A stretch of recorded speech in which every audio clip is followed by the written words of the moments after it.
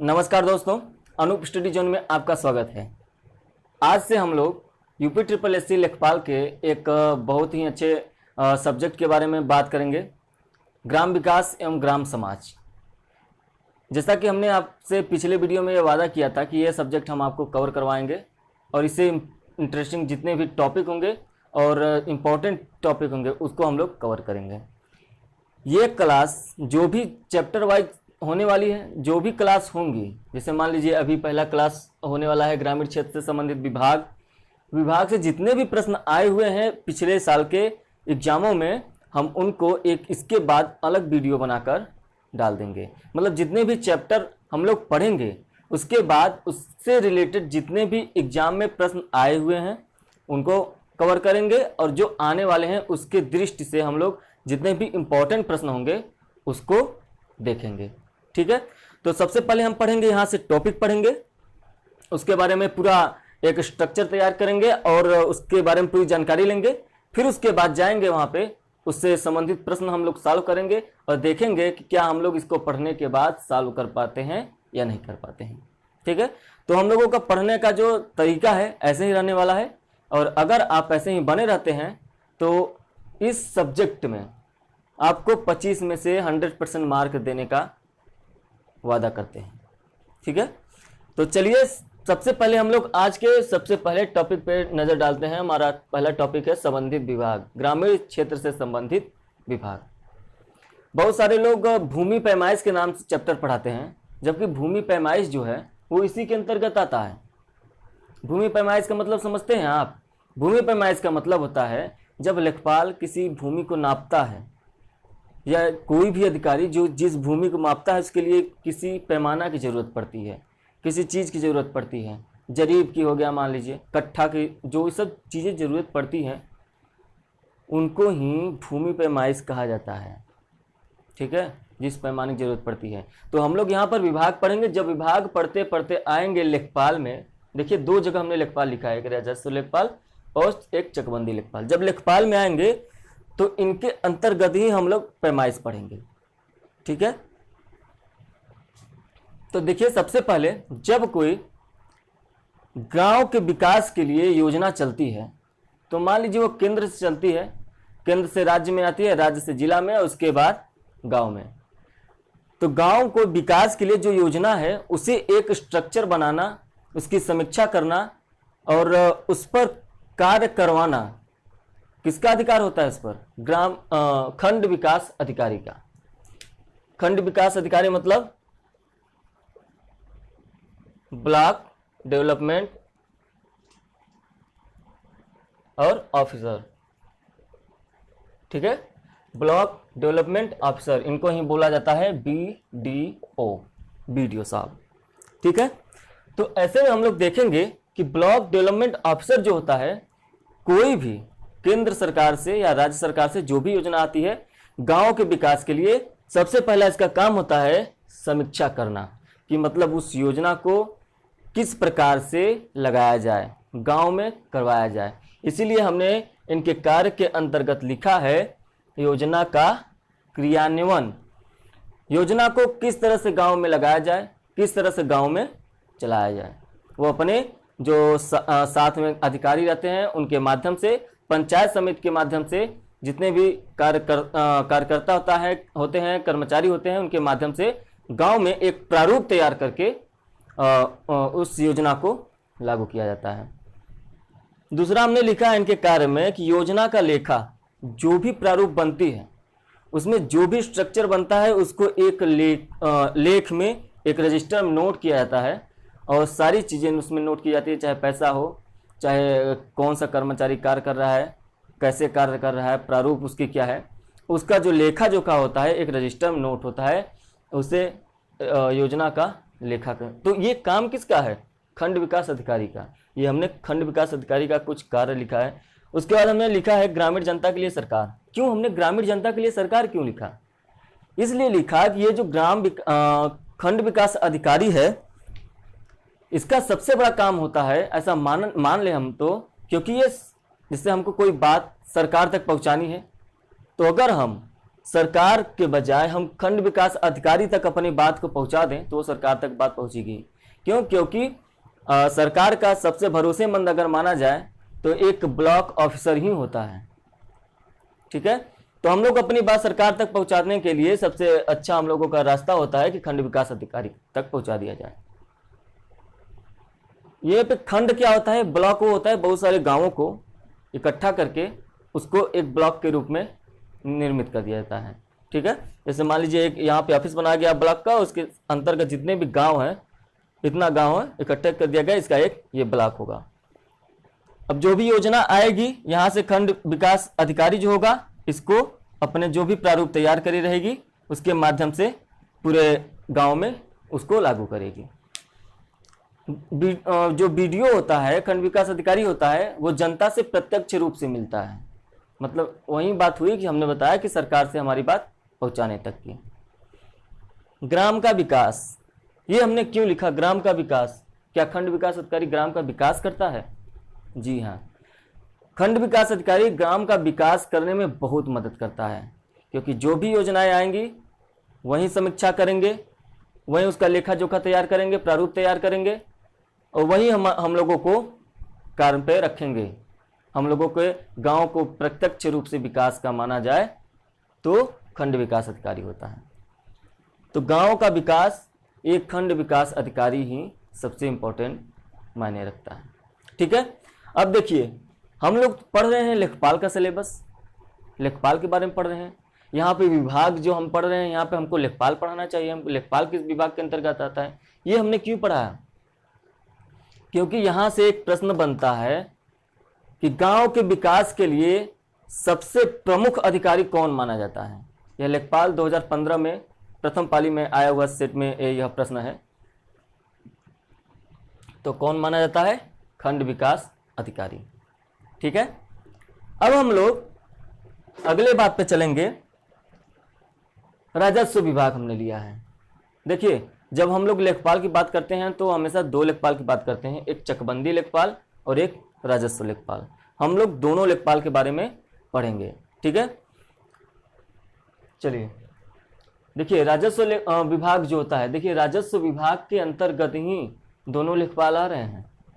अब ऐसा नहीं है कि दोनों लेखपाल अलग अलग हैं, बस ये है दोनों लेखपाल का जो कार्य होता है कार्य वही होता है, लेकिन ये जो राजस्व लेखपाल है यह किसके अंतर्गत आता है? जिलाधिकारी के अंतर्गत आता है। और ऊपर जाएंगे तो 7 प्रशासनिक सदस्य के अंतर्गत आता है, और ऊपर जाएंगे तो राजस्व विभाग के अंतर्गत आता है। यहाँ पे जब हम चकबंदी लेखपाल को देखेंगे तो चकबंदी विभाग के अंतर्गत कार्य करता है, जो कि चकबंदी आयुक्त के अंतर्गत है, और ये फिर जाकर राजस्व विभाग में मिल जाता है। मतलब ये जो स्ट्रक्चर है वो लेखपाल की पोजीशन आपको दिखा रहा है।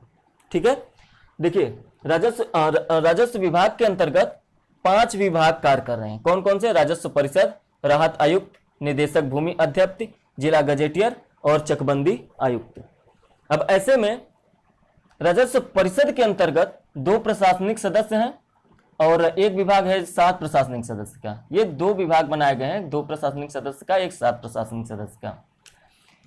ये 2 विभाग 2 प्रशासनिक सदस्य का जो मुख्यालय है वो है इलाहाबाद में, इलाहाबाद प्रयागराज, और ये 7 प्रशासनिक सदस्य का जो विभाग है ये है लखनऊ में। आपको बता दें कि ये जो 5 विभाग हैं इनका भी मुख्यालय जो है वो लखनऊ में है।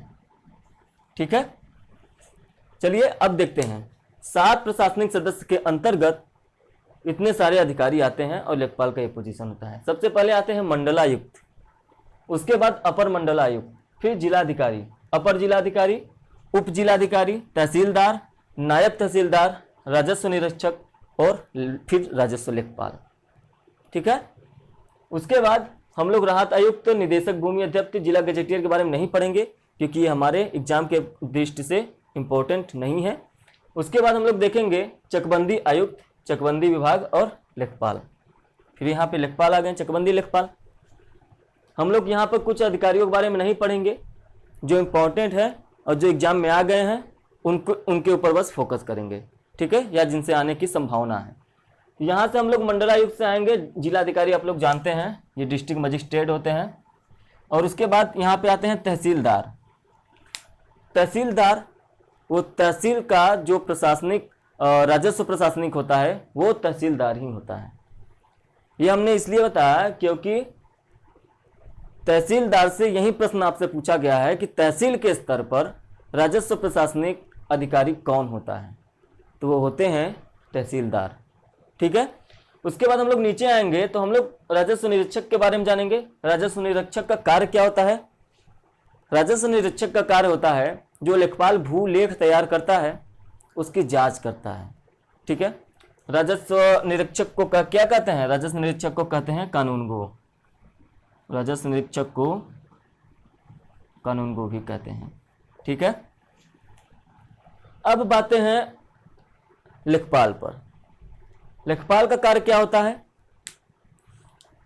अब हम जब लेखपाल की कार्य बताएंगे तो आप ये मत सोचिएगा कि अब ये राजस्व लेखपाल का कार्य अलग बताएंगे, चकबंदी लेखपाल का कार्य अलग बताएंगे, ऐसा नहीं है। हमने आपसे बताया कि लेखपाल का वही कार्य होता है, बस कुछ चीज़ें होती हैं जो थोड़ा सा डिफरेंस होता है, उस पर अभी हम चर्चा करेंगे। तो इससे पहले हम लोग जानेंगे कि लेखपाल का कार्य क्या होता है। ठीक है, अब हम लोग लेखपाल के बारे में जानते हैं। क्यों जानते हैं? क्योंकि हम लोग अब लेखपाल बनने वाले हैं, तो लेखपाल के बारे में जानना जरूरी है कि लेखपाल का कार्य क्या क्या होता है।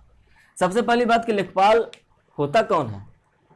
अगर आपसे प्रश्न किया जाए कि लेखपाल होता कौन है, तो आपका सीधे सिंपल सा एक जवाब होना चाहिए कि लेखपाल ग्राम स्तर का एक कर्मचारी होता है।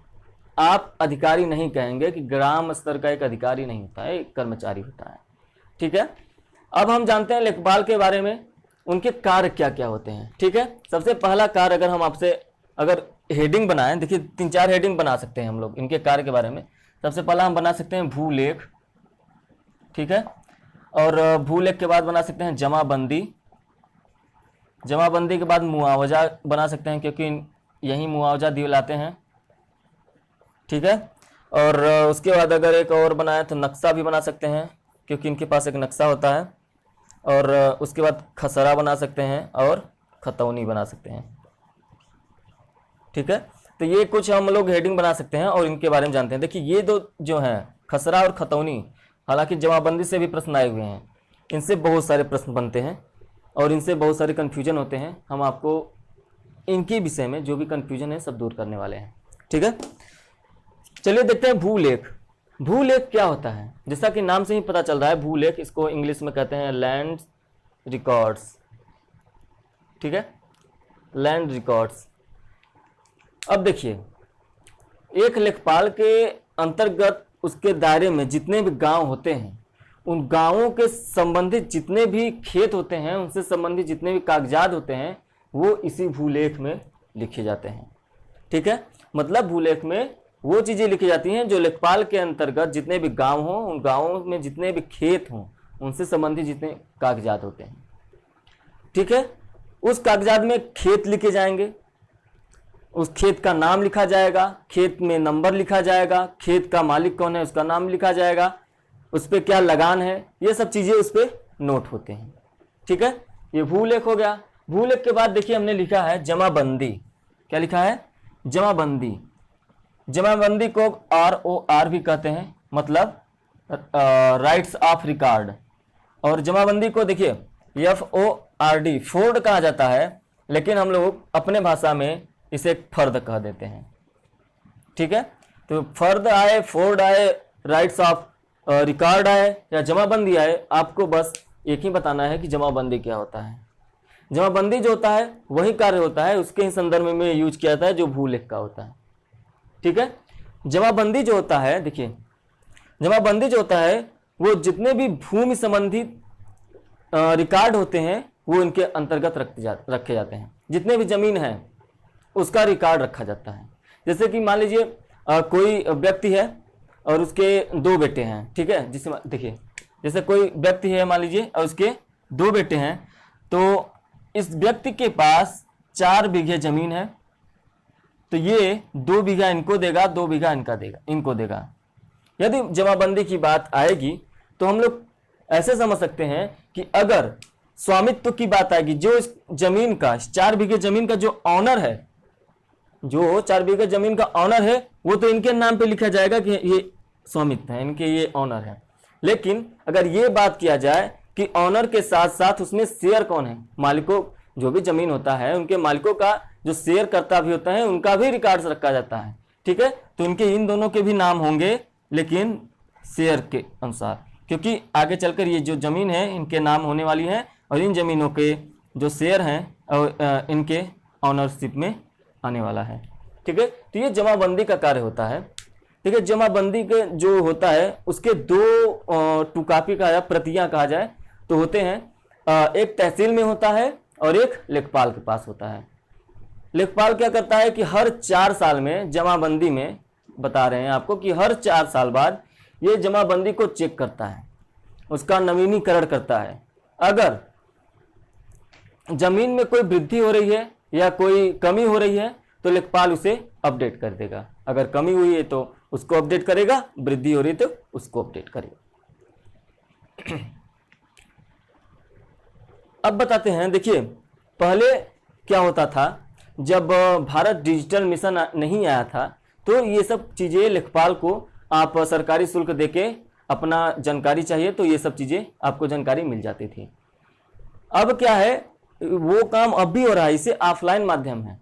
अब जब भारत मिशन आया है, भारत डिजिटल मिशन, तो उसके अंतर्गत सभी कार्य केंद्र सरकार और राज्य सरकार मिलकर इसको क्या करवा रहे हैं, ऑनलाइन उपलब्ध करवा रहे हैं। अब आप ये सब, सरकारी शुल्क वहाँ भी लगेगा लेकिन अब ये सब ऑनलाइन मिल जाएगा, जिससे आप आसानी से निकाल सकते हैं। इसके बारे में, अपने खेत के बारे में, अपने ज़मीन के बारे में जो भी रिकॉर्ड्स आपके हैं वो भी जान सकते हैं।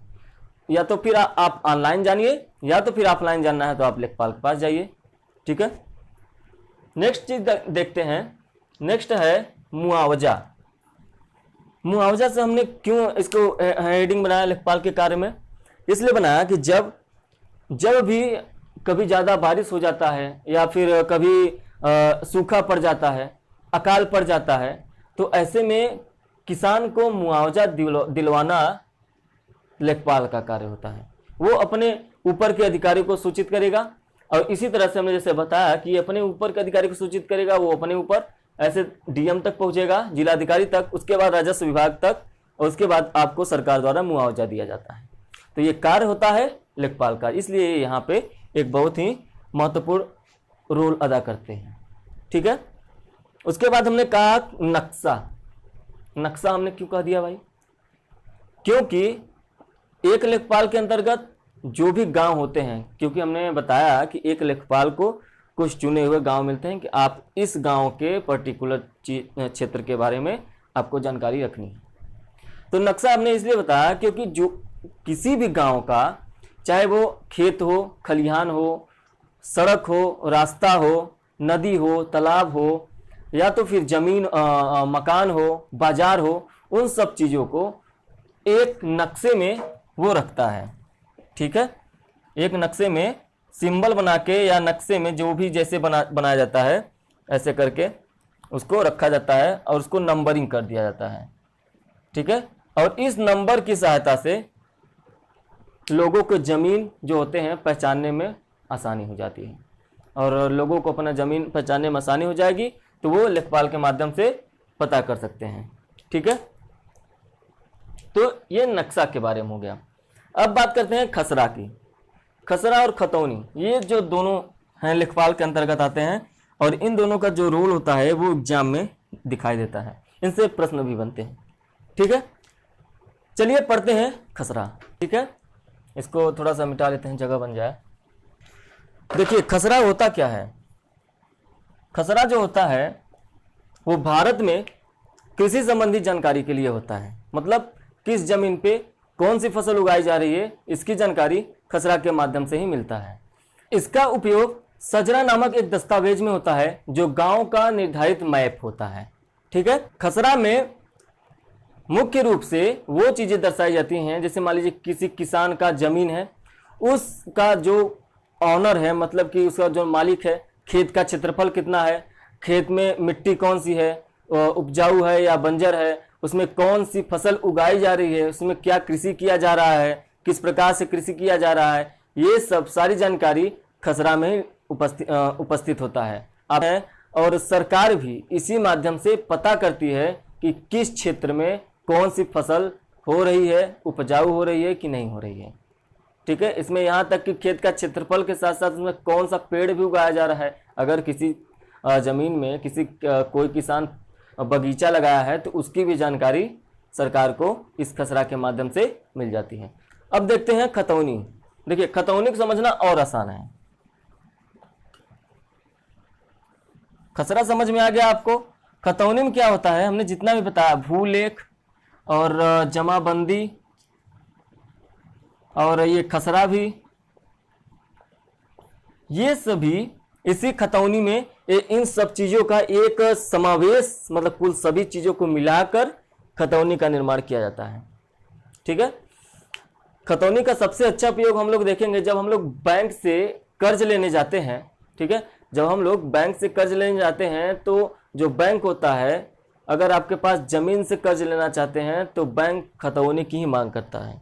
हालांकि खतौनी के साथ साथ, खतौनी में आपका खसरा, जमाबंदी, ये भूलेख सभी वर्णित होते हैं, लेकिन बैंक आपसे खतौनी के साथ साथ जमाबंदी और खसरा का एक प्रिंट मांगता है, मतलब 2 कॉपी मांगता है। ठीक है, इसका प्रति एक मांगता है जो कि आपको लगाना जरूरी होता है। तो खतौनी का यही उपयोग था। अब उसके बाद हम लोग जानते हैं चकबंदी के बारे में। हमने चकबंदी आयुक्त के बारे में बताया, चकबंदी लेखपाल के बारे में बताते हैं थोड़ा सा, और चकबंदी के बारे में भी जान लेते हैं। जब किसी गांव में चकबंदी प्रक्रिया चलती है तो उसमें सबसे महत्वपूर्ण रोल निभाते हैं चकबंदी लेखपाल। चकबंदी लेखपाल, ठीक है। तो वहाँ पे चकबंदी लेखपाल का महत्वपूर्ण रोल होता है। होता क्या है, चकबंदी में छोटे छोटे चकों को इकट्ठा करके खेत बना दिया जाता है, जिससे जो छोटे मोटे किसान होते हैं उनको खेती करने में सरलता हो जाती है और फायदा भी होता है। तो चकबंदी में सबसे पहले गांवों से आबादी की ज़मीन निकाली जाती है, उसके बाद ही छोटे छोटे चकों को एक जगह इकट्ठित किया जाता है। ठीक है, तो चकबंदी हो गई। चकबंदी के इतिहास के बारे में जानेंगे। चकबंदी सबसे पहले उत्तर प्रदेश की बात कर रहे हैं। चकबंदी सबसे पहले 1954 में मुजफ्फरपुर के कैराना तहसील और सुल्तानपुर के मुसाफिर खाना, इन दोनों तहसील में 1954 में सबसे पहली बार चकबंदी योजना लगाई गई। वहां पर ये योजना सफल होने के बाद पूरे उत्तर प्रदेश में इस योजना को, चकबंदी योजना को लगाया गया। हमने आपको स्टार्टिंग में ही बताया कि चकबंदी, ये जो राजस्व विभाग है, यहाँ पर हमने 5 विभाग के नाम बताया था, उसमें से हमने लास्ट में बताया था चकबंदी आयुक्त।